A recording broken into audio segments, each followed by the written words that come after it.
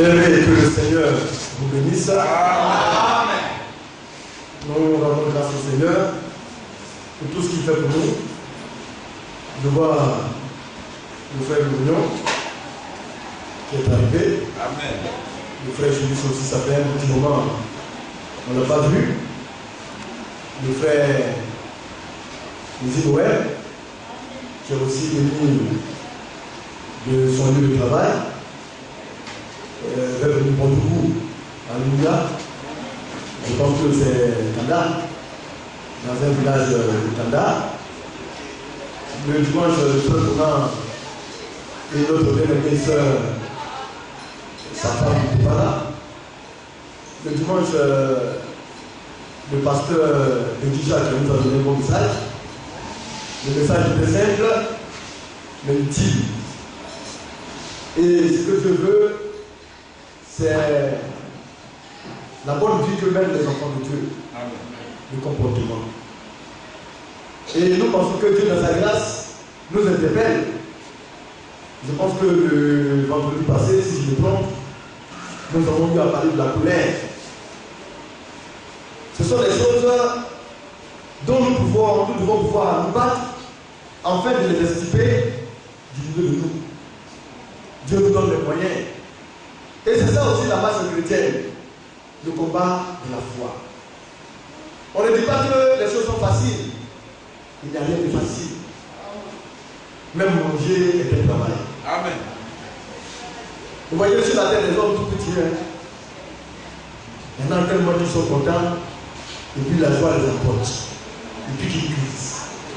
Il y en a tellement qui sont dans l'abondance, en mangeant la nourriture et tout. Il y en a qui vivent aussi misérablement, mais nous ne pensons pas que c'est cela que Dieu nous a appelés. Dieu nous a appelés à l'adorer, à le servir comme lui le veut. Et si nous le faisons, nous nous sentirons bien. Nous allons prendre la Bible dans le livre de Genèse. Nous parlons un peu de cet homme-là qui nous sert de leçon. Caïn, le Seigneur dit qu'il est du malin, il est du diable. Et depuis un certain temps, nous sommes en train de voir un peu la vie de Caïn, afin que les enfants de Dieu puissent s'en démarquer. Quand tu es un enfant de Dieu, et que le Seigneur vient et te dit, ah, ça là, c'est pas bon, ne touche pas, frère, bats-toi et fais de sorte de ne pas toucher cela.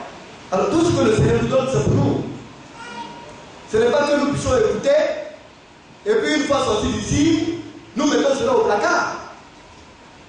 Nous devons demander chaque jour à Dieu de nous donner la force de pouvoir pratiquer ça.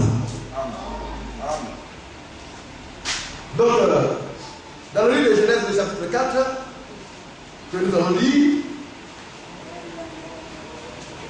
Adam connut Ève, sa femme, elle conçut un enfanta Caïn. Elle dit, j'ai acquis un homme de bas de ténèbres. Elle enfanta encore son frère Abel, parce qu'ils sont jumeaux. Abel fut berger et Caïn fut laboureur. Au bout de quelque temps, Caïn fit à l'Éternel une offrande des fruits de la terre. Nous savons tous que Caïn n'était pas de Dieu. Mais pourtant, il a essayé de servir ce Dieu dont il n'est pas issu. Ça veut dire qu'aujourd'hui, il peut exister des hommes qui ne sont pas de notre Dieu, mais qui peuvent s'adresser à notre Dieu. Qui peuvent essayer de l'adorer d'une certaine manière. Mais quand il y a des dieux, Dieu te montre la manière dont tu dois l'adorer. C'est pourquoi il est bon de faire les choses dans la volonté parfaite de Dieu. C'est pourquoi, quand on regarde et qu'on constate qu'il y a des églises qui ne savent même pas ce qu'on appelle une doctrine, cela fait mal. Parce qu'une église fonctionne de par la doctrine. Une église qui ne sait pas ce que c'est qu'une doctrine, ou bien qui ne sait pas Christ à sa doctrine, bien aimé, c'est que cette église ne sait pas où elle va. Amen. C'est vrai qu'elle peut adorer le Dieu des chrétiens, mais c'est de manière formelle qu'elle le fera.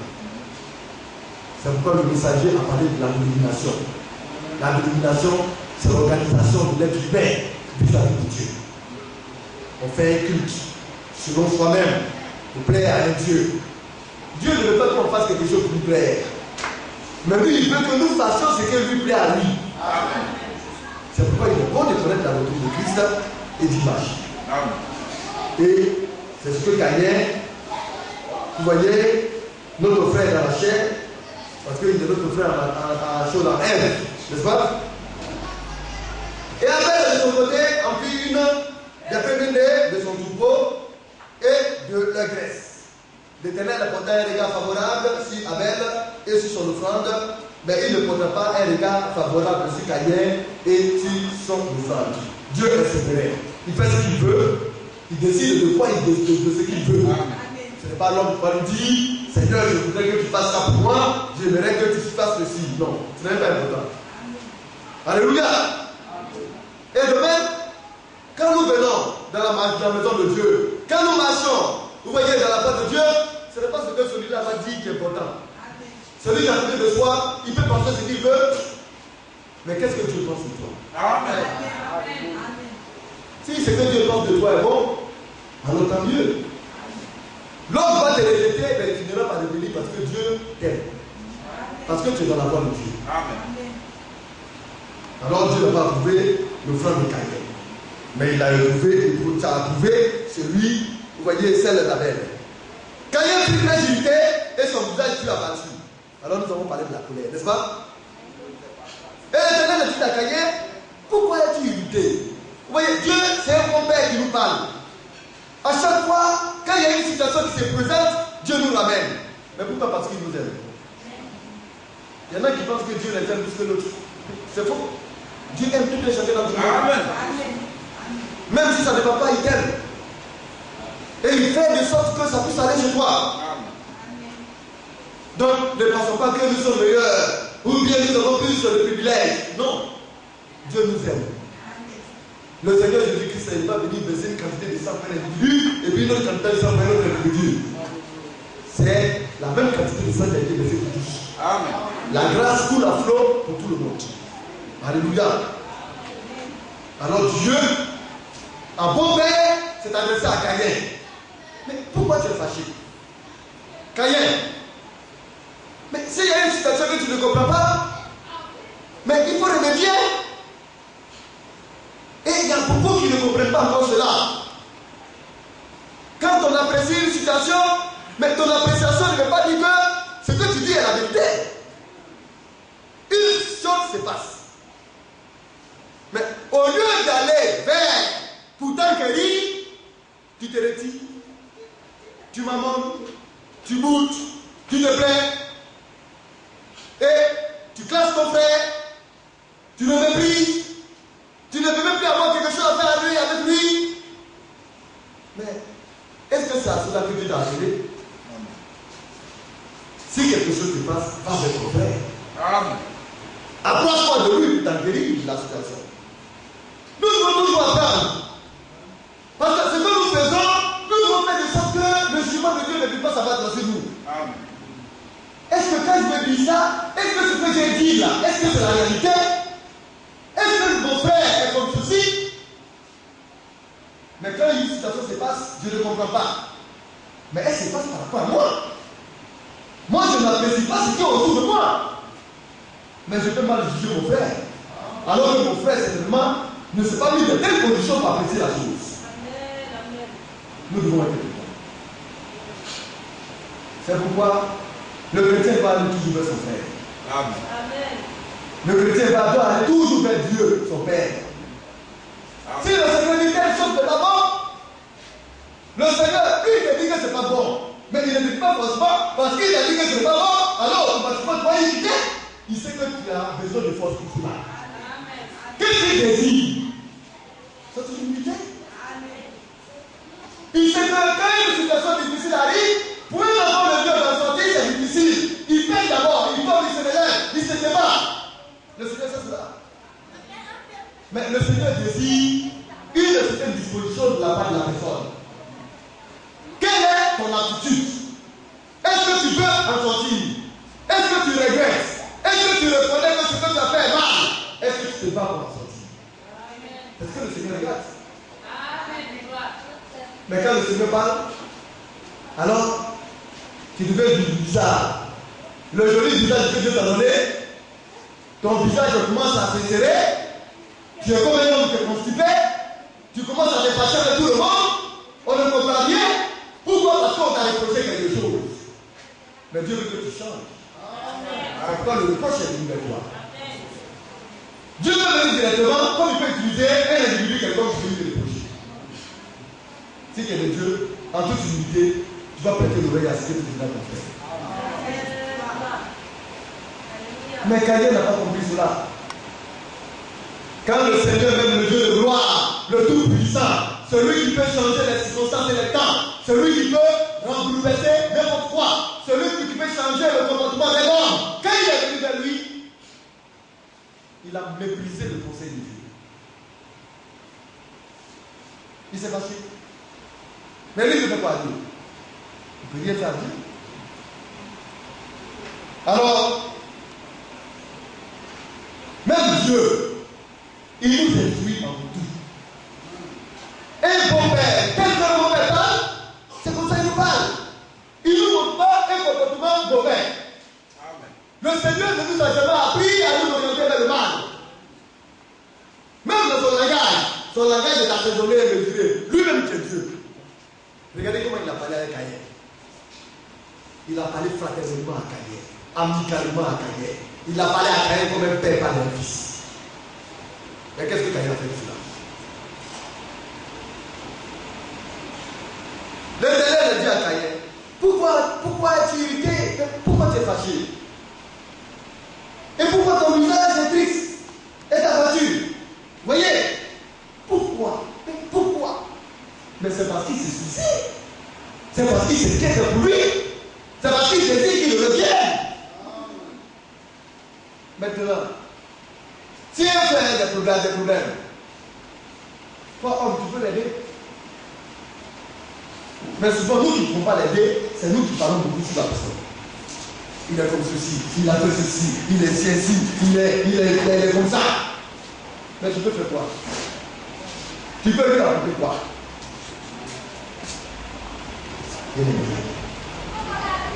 Quand on ne peut pas, on fait quoi? On parle à celui-là qui peut faire tout chose.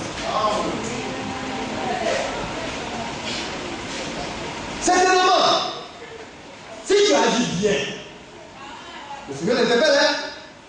Si tu agis bien, tu relèveras ton visage. On peut échouer une première fois. On peut même échouer 2 fois, même 3 fois. C'est de chercher toujours à revenir à ce qui est bien. Amen. L'échec ne veut pas dire que c'est fini pour vous. Pas parce qu'aujourd'hui, là, ça ne va pas. Et que peut-être que tu as essayé cela, ça n'a pas marché. Que, comme on le dit, tu as essayé de te relever, ça n'a pas marché. Que l'espoir est fini pour toi. Amen. Tant que tu vis là, le Seigneur aussi, le temps qu'il est vivant, il y a de l'espoir pour toi. Amen. Mais il faut te comporter en homme humble.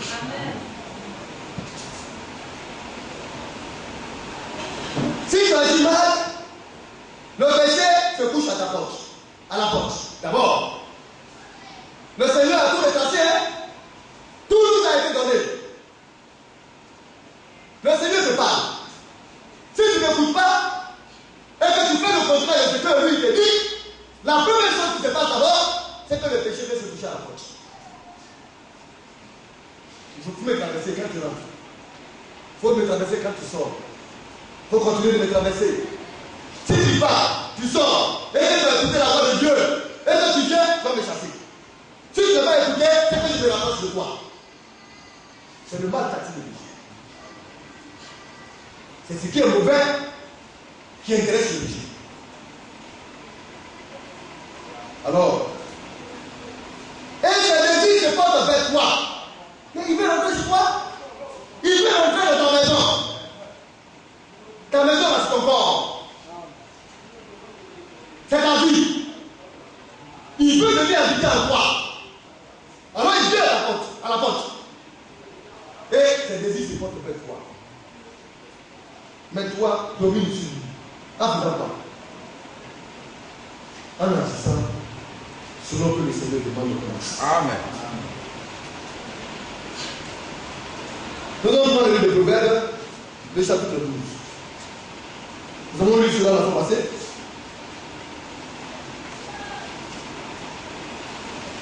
Je voudrais qu'on revienne un peu toucher encore.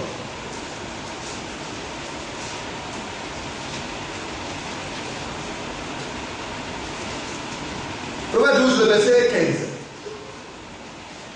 La voix de l'insensé est droite à ses yeux. Mais celui qui écoute le conseil est sage. Qu'est-ce que Caïn a fait? As-tu écouté le conseil de Dieu? Ou bien as-tu été un insensé? L'insensé, ça dit quoi? Il perd ses sens. Il n'est plus sensible à la voix de Dieu. La parole de Dieu ne lui dit plus rien. Parce qu'à Caïn, Dieu lui-même est descendu et puis lui a parlé. Aujourd'hui, Dieu nous parle par intermédiaire. Par le moyen du Saint-Esprit. Il utilise ses serviteurs pour nous parler. Or, autrefois, Dieu lui-même descend en personne et il parle à l'individu. As-tu écouté? Nous allons voir. N'est-ce pas? Et l'insensé laisse voir à l'instant sa colère. Même celui qui écoute le conseil est sage. L'insensé, quand tu viens lui parler et quand tu veux lui donner de bonnes choses, il s'enflamme. Il se dit que lui, il est tellement sage pour lui, il est tellement important, il voit tellement clair qu'il n'a pas besoin de toi. Et puis même il se lève contre toi. Il est capable de te faire quelque chose. Pourquoi bien aimé?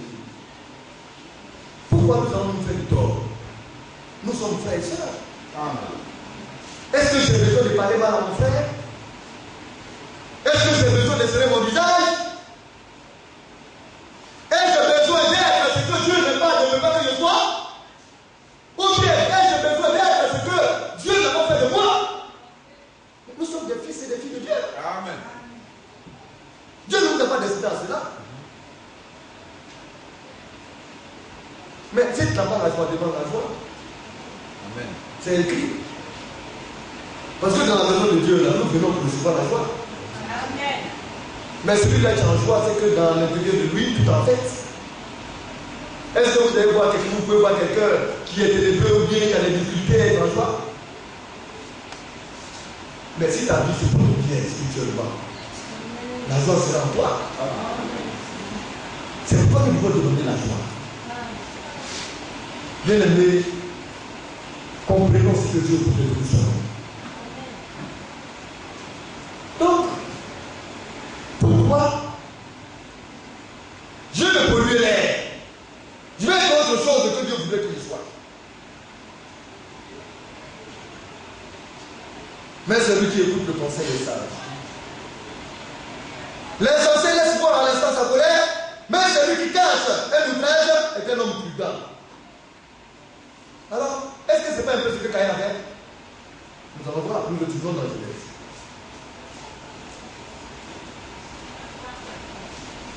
Genèse 4, le verset 8. Après que le Seigneur lui ait parlé, voici ce qui va se passer. Cependant, Caïn adressa la parole à son frère Abel. Dieu lui a parlé. Hein? Quand Dieu nous parle, nous allons maintenant vivre ce que Dieu nous a donné. Mais quand nous allons partir vivre ce que Dieu nous a donné, nous allons vivre ça comment? C'est au milieu des frères. C'est pourquoi dans le dernier âge, nous avons l'amour fraternel. Tout ce que Dieu nous a donné là, il aimerait que nous vivions cela au milieu des frères et des sœurs. Alors Dieu lui a parlé. Regardez bien que le Seigneur ne s'est même pas adressé à Abel. Parce qu'il a trouvé que Abel déjà était dans le droit sur lui. Mais c'est celui-là qui fait mal que le Seigneur m'aide. Alors, pour vivre cela,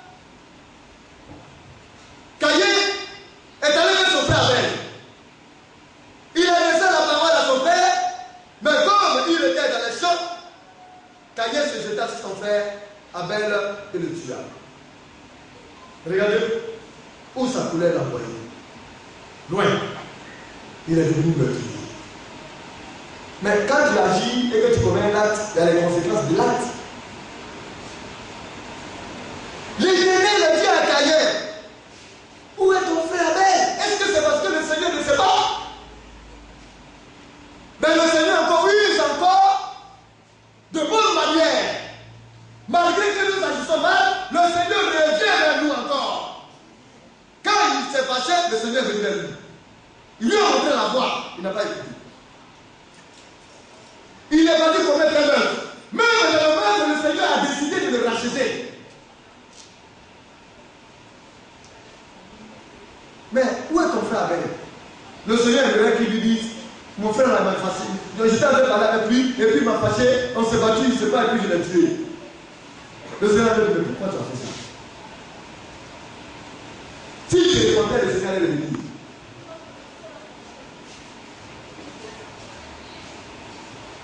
Le Seigneur aime l'humilité.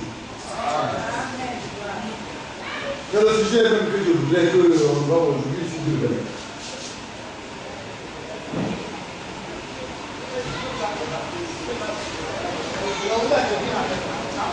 L'Éternel a dit à Caïn, où est ton frère Abel? Il a répondu, je ne sais pas. Ça c'est l'homme du Gaza. Il est insensé, il est arrogant, il est orgueilleux. Je ne sais pas. Et c'est comme ça qu'il parle à Dieu. Si je regardais de mon frère, est-ce que je suis gardien? Mais lui, il sait qu'il n'a pas agi. Il sait bien qu'il l'a tué. Il sait que Dieu sait qu'il l'a tué.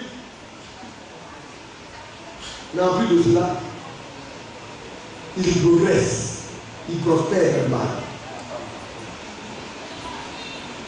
Maintenant, tu seras maudit. De la terre qui a ouvert sa bouche pour recevoir de la main de ta mère le sang de ton frère. Quand tu cultiveras le sol, il ne te donnera plus sa richesse. Tu seras errant et vagabond sur la terre. Alors, quand Dieu te parle, Dieu t'avertit, il t'avertit, et que tu ne comprends pas, c'est la malédiction qui vient. Amen.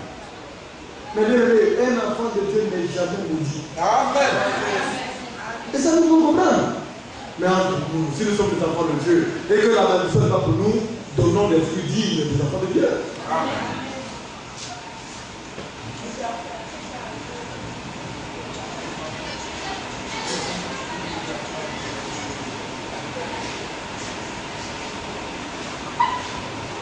Alors, comme nous le voyons, nous allons aller dans le livre de Job, comme quoi.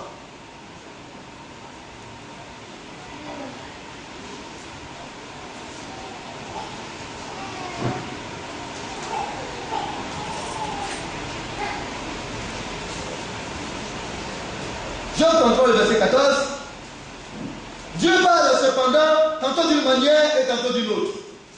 Et non, nous ne pas garde.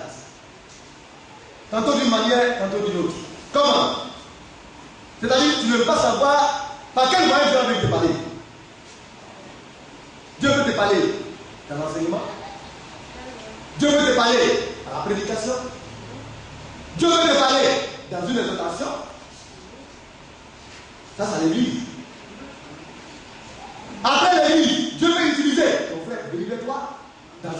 l'instruction. Dieu va utiliser.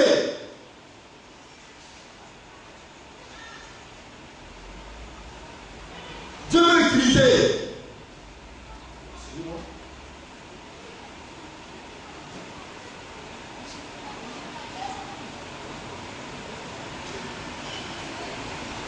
Dieu veut utiliser ton épouse. Il peut utiliser ta soeur. Il peut utiliser même un plus petit que toi. Tu peux dormir, le Seigneur peut te parler. Amen. Tu peux être debout, le Seigneur peut te parler en vision. Il peut utiliser ainsi pour te parler. Il parle tantôt d'une manière et tantôt d'une autre. Amen. Mais les hommes tels que nous sommes, tellement que nous sommes compliqués et difficiles, on n'y prend pas date.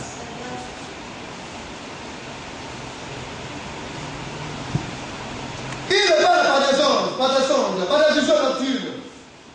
Quand les hommes sont libérés, ils sont même profonds. Quand ils sont endormis sur leur couche, alors il leur donne des avertissements et met le jour à ses instructions. Le Seigneur avertit. Et sa parole est parfaite. Il n'y a rien à dire. Il met le sceau à ses instructions. Tellement que sa parole est pure et parfaite, ça veut dire que si tu écoutes sa parole, c'est le meilleur avertissement que Dieu peut donner.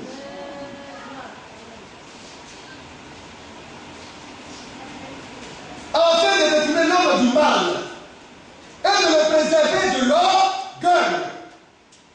Dieu ne veut pas que nous soyons orgueilleux. Et il y en a qui se polluent la vie inutilement parce qu'ils sont orgueilleux. Il faut que là où ils sont, là, c'est eux qui sont le centre de la terre, ou du monde. On peut se passer de toi. Tu souffres le cadeau, tu transpires, les pouces tournent autour de toi. Tu vois tout le monde en noir, tout le monde te voit en noir. On ne te comprend pas. Mais tu gagnes des plus à qui? À toi-même. Mais quand tu es simple, quand tu es humble, tout le monde te comprend. Même quand on te blesse, tu fais même pas faire 4 de cela. Tu comprends. Tu n'as pas de problème avec toi. Et Dieu sera toujours avec toi. Amen. Dieu va te bénir, on va te critiquer. Et c'est quand même va te critiquer alors que toi, tu avances. Et il y en a qui ne comprennent pas. Amen. Les voix de Dieu ne sont pas les voix de l'homme.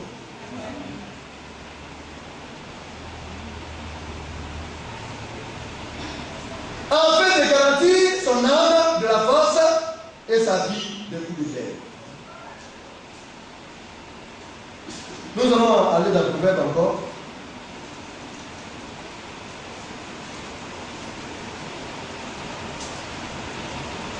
Proverbe 8. Je voudrais qu'on voie quelque chose.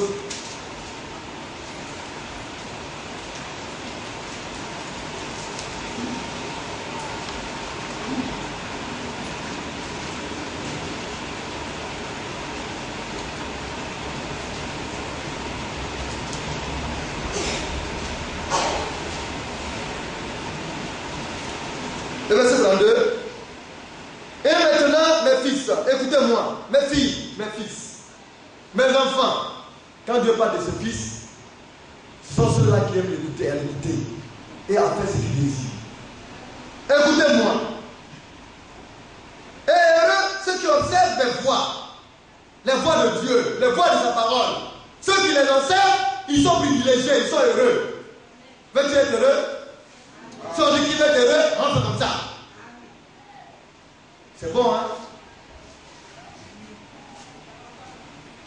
Mais, il faut l'écouter. N'est-ce pas? Il faut observer cette voix. C'est le secret de Dieu. Il n'y a pas de manière. Écoutez l'instruction pour devenir sage. Alors, où on écoute l'instruction? C'est à l'église. Amen. Où on écoute l'instruction? C'est à la maison. Par nos maris. Les enfants, par nos mamans. Nous devons travailler à cela. Depuis notre demeure jusqu'à l'église. Écoutez les instructions. Travaillez à instruire. Si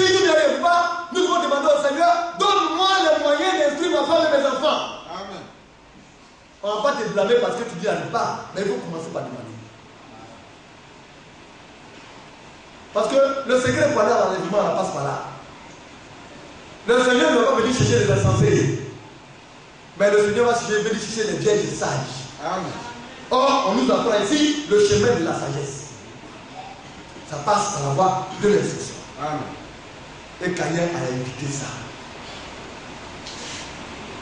Quand tu vas t'instruire, il faut accepter de t'abaisser. Parce que celui qui t'instruit, si tu penses que tu es au-dessus de lui, tu n'apprendras rien. Parce que celui qui est instruit est au-dessus de celui-là qui est instruit. Il faut accepter de recevoir.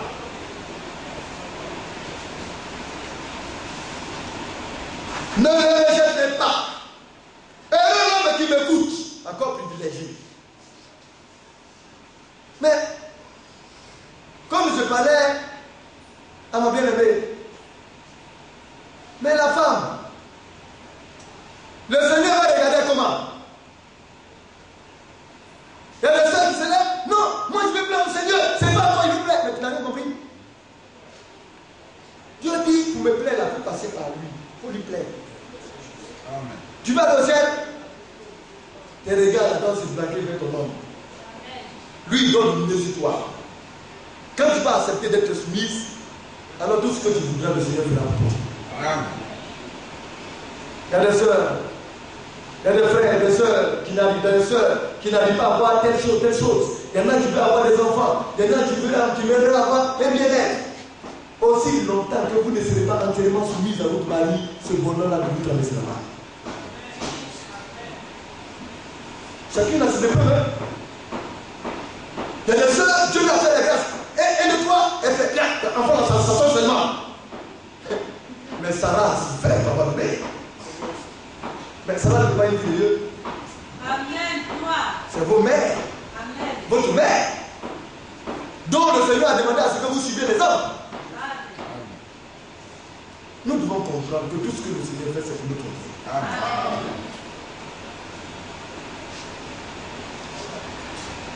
Et l'homme qui m'écoute et qui veille chaque jour à mes portes, il vient à l'église pour écouter, pour recevoir la parole de Dieu. Et quand il vient de recevoir, il dit Seigneur, j'ai reçu. Seigneur, aide-moi maintenant parce que je vais marcher selon cela. Je vais te ressembler, aide-moi. Je n'y arrive pas. Et puis le Seigneur est là. Quand il voit que c'est sincère, je vous assure que le Seigneur fera quelque chose. C'est tout. Et qui regarde les poteaux. Quand celui qui me trouve a trouvé la vie. Ah, je veux vivre. J'aime la vie. Je vais être bien. Je vais avoir les aliments, les escargots, les viandes de brousse dans ma sauce. C'est comme ça que c'est pas c'est qu'on sort de la vie. Oh, la vie dont Dieu parle, c'est l'harmonie avec toute sa parole.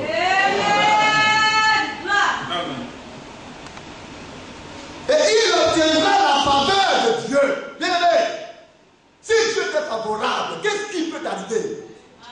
Qui est-ce qui peut s'élever contre toi? Au lieu de regarder par-ci, par-là, on est là, on se plaît, on pleure ici, on se plaît de celui-là. Ne vous occupez pas de ce qui se passe. Cherchez la faveur de Dieu. C'est tout. Tu es pauvre. Oui, on est là, se moquer de toi. Dieu veut qu'on se moque de toi. Mais ça ne veut pas dire que tu vas laisser pauvre. On commence quelque part, puis on arrive quelque part. C'est dur. C'est pas grave. C'est parce que Dieu a voulu que ça soit dit maintenant qu'il veut cela. Mais ça ne veut pas dire que tu vas rester toujours dans ce qui est dit. Un jour de bonnes choses aussi vont venir pour toi. Mais ce qu'il désire, il faut commencer par comprendre. Cherche sa faveur. Mais pour obtenir la faveur de Dieu, c'est de le chercher et de le trouver.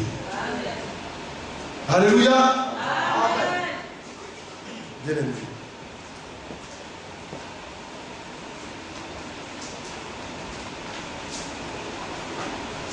Je voudrais qu'on lise cette histoire-là. Il y a deux histoires. Dans le livre de 2 rois, 22, un roi, un grand homme. C'est nous les petits là. On est bien. Et puis c'est nous, on veut se montrer. Lui, il a l'argent, il les voit. Il dit, attrapez le pion, les gars de la trappe à Mouta. Il dit, je ne veux même plus le voir vivre et puis on le tue. Et il est important. 2 rois 22. Vous allez voir cette histoire-là qui se passe. Quand on est un enfant de Dieu, il n'y a rien à dire. Vous allez monter, vous allez descendre. Tout ce que tu fais là, de ton cœur, le voir dans sa brûle du Dieu.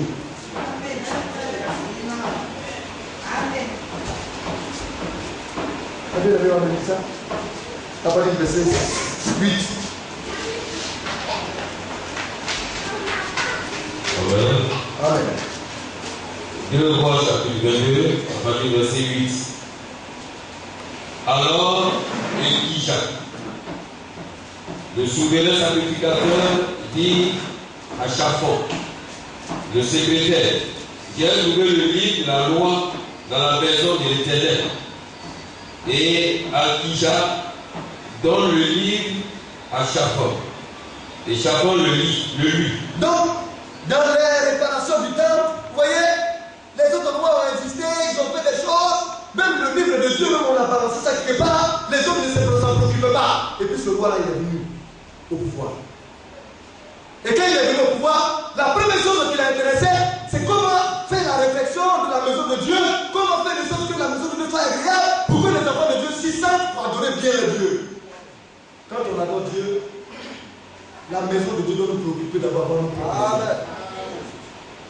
Si on a compris ça, on sera aidé. Il y en a qui pensent qu'ils sont plus importants que Dieu. Qui pensent qu'ils sont plus intelligents que Dieu. C'est la maison de Dieu d'abord. Parce que c'est la maison de Dieu qui te fait. C'est là que tu veux t'asseoir avec tes fesses pour recevoir sa parole et puis c'est ce que tu es dehors. Il te fait et puis toi tu le négliges, tu le méprises. Pourquoi? Alors ce roi-là, il a saisi la portée du bagage de Dieu. Oui, bien, nous continuons. Verset 9. Puis le Shaphan, le secrétaire, allait rendre compte au roi et dit, tes serviteurs ont amassé l'argent qui se trouvait dans la maison et l'ont remis entre les mains de ceux qui sont chargés de faire exécuter l'ouvrage dans la maison de l'Éternel. Shaphan, le secrétaire, dit encore au roi, le sacrificateur Élisha m'a donné un livre et Shaphan le lut devant le roi. Alors, Shaphan, qu'est-ce qu'il a fait? Le secrétaire, il a lu le livre devant le roi. Oui, frère. Lorsque le roi entendit les paroles du livre de la loi, il déchira ses vêtements. Il est rentré dans un lieu total. Et moi, devant ce sujet, quand il a entendu la loi, le livre, quand le secrétaire a lu le livre, le roi a déchiré son vêtement. Il dit, mais comment? Et le livre est là dans son royaume. Où était-il? Mais il a dit tout ce qui s'y trouvait. Des malédictions de Dieu. Parce que le peuple s'est révélé à Dieu. Oui, frère. Et le roi donna cet ordre au sacrificateur Élisha et à Jaki, fils de Shaphan, et à Mor, fils de Miché, à Shaphan, le secrétaire, et à Sacha, serviteur du roi.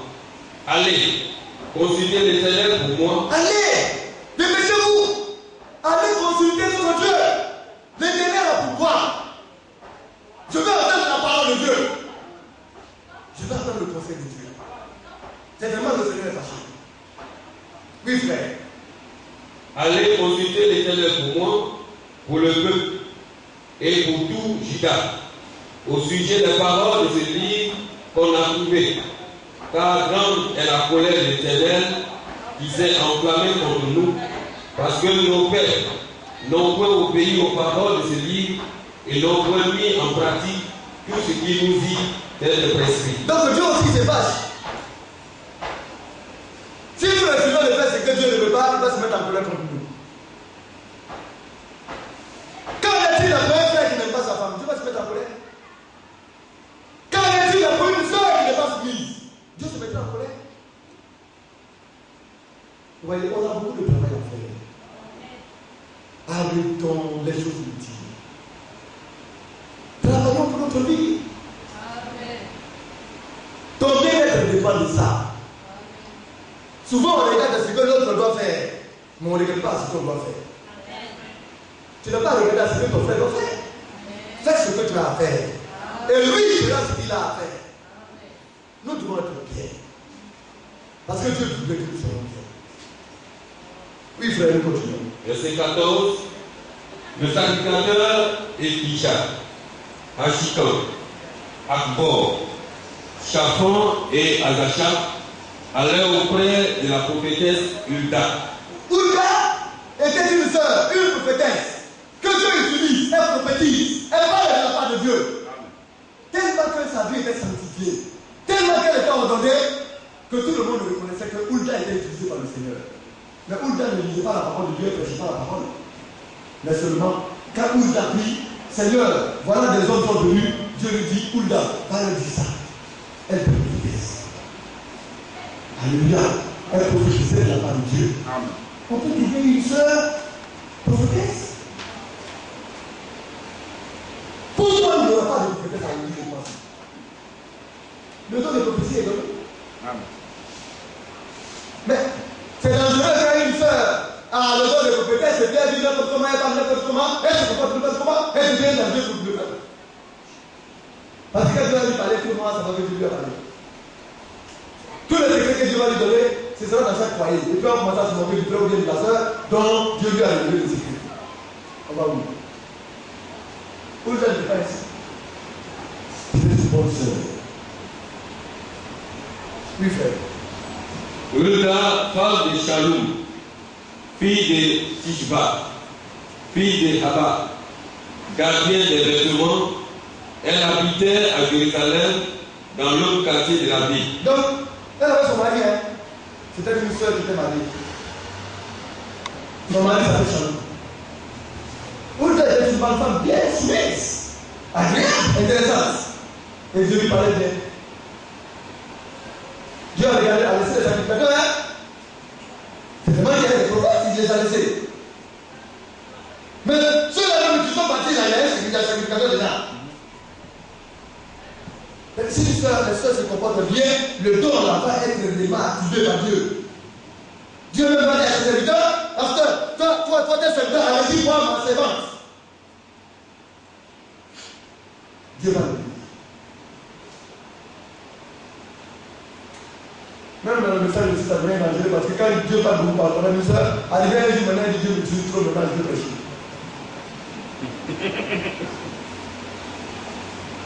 C'est pourquoi c'est Dieu que notre domaine est resté comme ça. Pourquoi je ne parle pas bien là-bas? Quand je parle de les choses, c'est bon que ça reste comme ça. Mais où il était bien? Oui, frère. Alléluia. Oui. Verset 15. Après qu'ils lui eurent parlé, elle leur dit, ainsi parle l'Éternel, le Dieu d'Israël. Dites à l'homme que vous a envoyé vers moi, ainsi parle l'Éternel, voici, je vais faire venir des malheurs sur ce lieu et sur ses habitants, selon toutes les paroles du livre qu'a lu le roi de Juda. Parce qu'ils m'ont abandonné et qu'ils ont offert des parfums à d'autres dieux, en fait de militer par tous les ouvrages de leurs mains. Ma colère s'est enflammée contre ce lieu, et elle ne s'éteindra point. Mais vous tirez au roi de Juda. Vous tirez au roi de Juda, oui.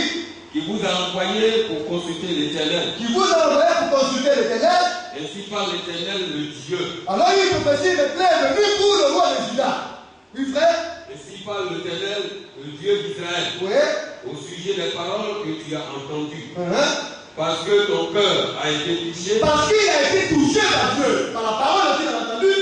Oui. Parce que tu t'es humilié. Il s'est humilié. Alléluia.